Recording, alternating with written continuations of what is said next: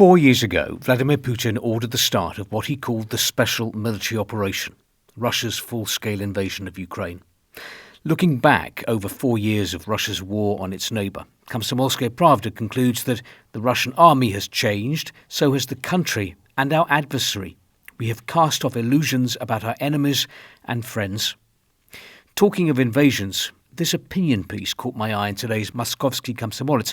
It's written by a lawyer and is entitled "Russia Needs a Military Alliance."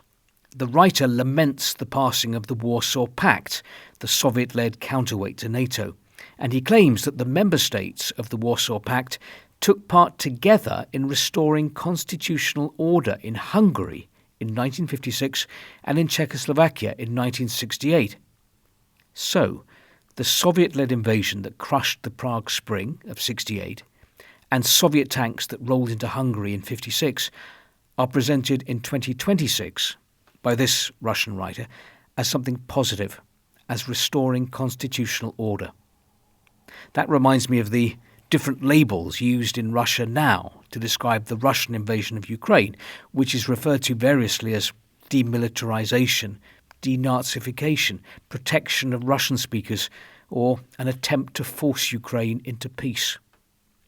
The writer is also positive about the need for a new multi-country anti-Western military alliance. After all, look how worried they were in the West by Russia's military alliance with North Korea, an heroic country, but by no means the most powerful.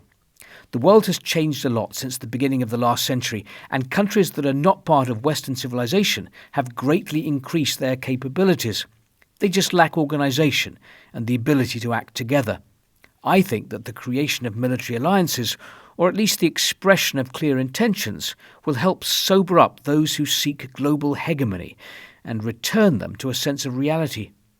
I cannot imagine how such countries as ours, Russia, or China, Iran, Belarus, Cuba and many others in today's world will be able to guarantee protecting themselves.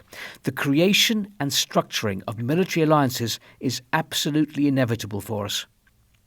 There is another battle going on right now, and that is against Telegram. From today's Russian papers, it looks like the authorities are trying to discredit the Telegram messenger, which is very popular in Russia, possibly ahead of completely blocking it. There is a definite push by the authorities here to get Russians to switch to the state messenger, MAX.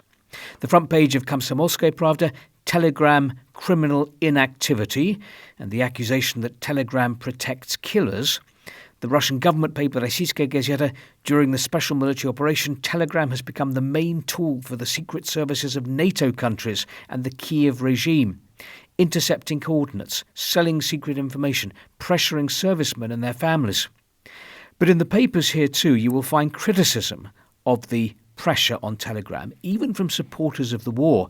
Moskovsky Komsomolets, the big money of a certain group of people which is flowing through the introduction of the national messenger, outweighs all arguments in favour of Telegram.